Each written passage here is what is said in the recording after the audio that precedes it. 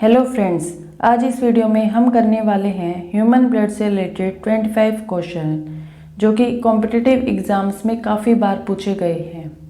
यह वीडियो का second part है। लास्ट पार्ट में भी हमने ह्यूमन ब्लड से रिलेटेड 25 क्वेश्चन किए थे। आप वीडियो को लास्ट तक जरूर देखना। उम्मीद करती हूँ आपको वीडियो पसंद आएगा।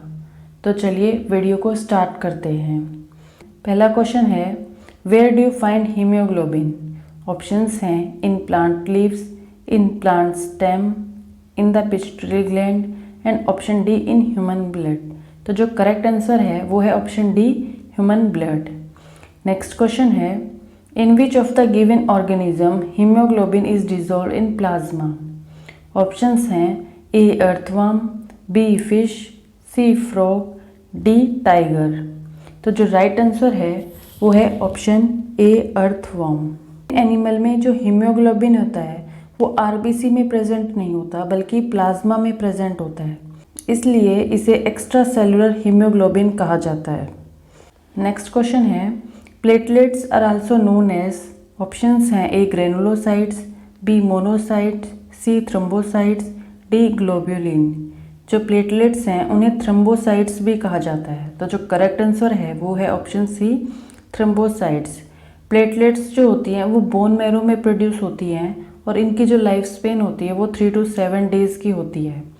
ह्यूमन बॉडी में अराउंड 1.5 लाख से 4.5 लाख तक प्लेटलेट्स प्रेजेंट होती हैं।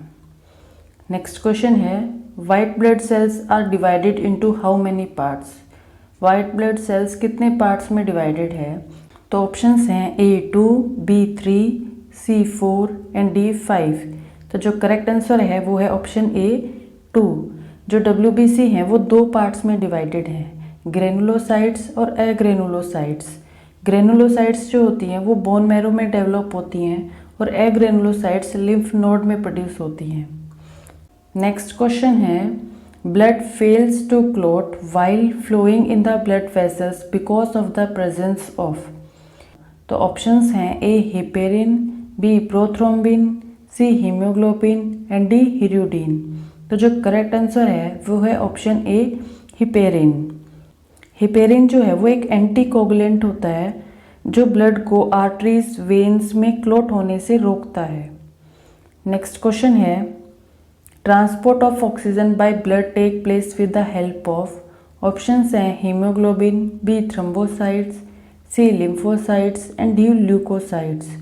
तो जो करेक्ट आंसर है वो है हीमोग्लोबिन। जो मोस्टली ऑक्सीजन होती है ह्यूमन बॉडी में वो हीमोग्लोबिन के द्वारा ट्रांसपोर्ट किए जाती है। नेक्स्ट क्वेश्चन है, the diameter of WBCs in the human body is approx. Options हैं A 0.07 mm, B 0.7 mm, C 0.0007 mm and D 0.007 mm। तो जो करेक्ट आंसर है वो है option D, 0.007 mm। Next question देखते हैं, which of the given act as a defence again infection? तो options हैं A WBC, B RBC, C plasma, D haemoglobin. तो जो करेक्ट आंसर है वो है ऑप्शन ए, WBC। WBC जो है अपनी बॉडी में डिफेंस सिस्टम की तरह काम करते हैं और बॉडी को डिसीज से बचाते हैं, इसलिए WBC को अपनी बॉडी का सोल्जर भी कहा जाता है। नेक्स्ट क्वेश्चन है, WBCs which are the most active phagocytic cell? WBC के वे कौन से सेल हैं जो बहुत ज़्यादा एक्टिव होते हैं? और फैगोसाइटिक सेल वो होते हैं जो किसी बैक्टीरिया को देखते ही उन्हें मार देते हैं और उन्हें निगल जाते हैं। तो जो ऑप्शंस हैं वो हैं A lymphocyte and macrophages, B neutrophil and eosinophil, C neutrophil and monocytes and D eosinophil and lymphocytes. तो जो करेक्ट आंसर है वो है न्यूट्रोफिल एंड मोनोसाइट्स। ये दोनों सेल्स काफ़ी एक्टिव रहती हैं। नेक्स्ट क्वेश्चन है, WBCs which release heparin and histamine? Option A basophil, B neutrophil, C monocyte and D eosinophil. तो जो करेक्ट आंसर है वो है option A, basophil. Next question है, lymph differ from blood in having. Lymph blood से कैसे differ है?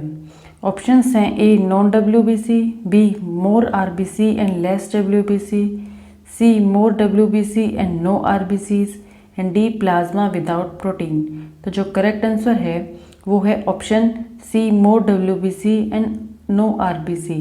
Live जो होता है क्लियर टू वाइट फ्लूइड होता है जिसमें ज़्यादा WBC प्रेजेंट होती हैं और RBC नहीं प्रेजेंट होती। तो जो करेक्ट आंसर है वो है ऑप्शन सी। अब देखते हैं next question. Which of the following blood cell is compulsory for blood coagulation. Blood coagulation के लिए कौन से सेल इंपॉर्टेंट हैं? ऑप्शंस हैं A platelets, B RBC, C WBC and D lymphocytes. तो जो करेक्ट आंसर है वो है ऑप्शन ए प्लेटलेट्स। प्लेटलेट्स जो होते हैं अपनी बॉडी में स्मॉल सेल्स होते हैं, उनका साइज काफ़ी स्मॉल होता है और वह अपनी बॉडी में ब्लड कोगुलेशन का काम करते हैं। जब भी हमें चोट लगती है तो जो एक्टिवेटेड प्लेटलेट्स होते हैं वह उस जगह पे जाके एक नेटवर्क बना लेते हैं, यानी एक जाला बना लेते हैं और खून बहने से रोकते हैं। इसलिए यह इंजरी के टाइम काफ़ी इम्पोर्टेंट होते हैं। नेक्स्ट क्वेश्चन है the excess of white blood cells in the blood is called. Blood में जब WBC की अमाउंट ज़्यादा हो जाती है तो उसे क्या कहते हैं? ऑप्शंस हैं A anoxia, B leukaemia, C septicaemia, D anaemia. तो जो करेक्ट आंसर है वो है option B leukaemia. Next question है serum differ from blood as it lack of. Serum में ऐसा क्या एब्सेंट है जो उसे ब्लड से अलग करता है? तो ऑप्शंस हैं A antibodies, B globulin, C albumin and D clotting factor. तो जो करेक्ट आंसर है वो है option D clotting factor.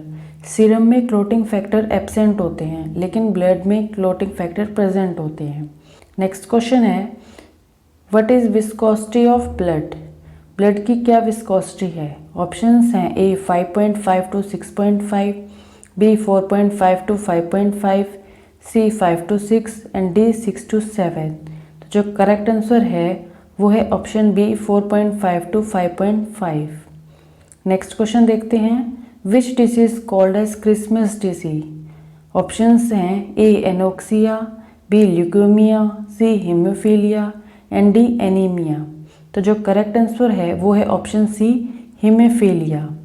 Haemophilia को क्रिसमस डिसीज इसलिए कहते हैं क्योंकि ये सबसे पहले जब डायग्नोस्ट की थी वह स्टीफन क्रिसमस नाम के एक व्यक्ति में की थी, उसी से इस डिसीज़ का नाम क्रिसमस डिसीज रखा गया। नेक्स्ट क्वेश्चन है dash is known as graveyard of RBC। RBC का कब्र किसे कहा जाता है? ऑप्शंस हैं A liver, B bone marrow, C pituitary gland and D spleen. तो जो करेक्ट आंसर है वो है ऑप्शन डी स्प्लीन। स्प्लीन को RBC का कब्र कहा जाता है क्योंकि स्प्लीन जो होता है वो डिग्रेडेड RBC जो हो गए, यानी कि जो RBC खराब हो गए, अब अच्छे से काम नहीं करते, उनको बॉडी से हटा देता है। यानी कि RBC की जो लाइफ स्पेन होती है वो 100 to 120 डेज़ की होती है।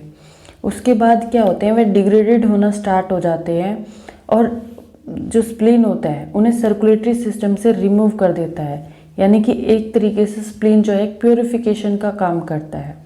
अराउंड 2.5 मिलियन RBC जो होती हैं वो डिस्ट्रॉय होती हैं 1 सेकेंड के अंदर। चलिए अब नेक्स्ट क्वेश्चन देखते हैं dash is hereditary bleeding disease.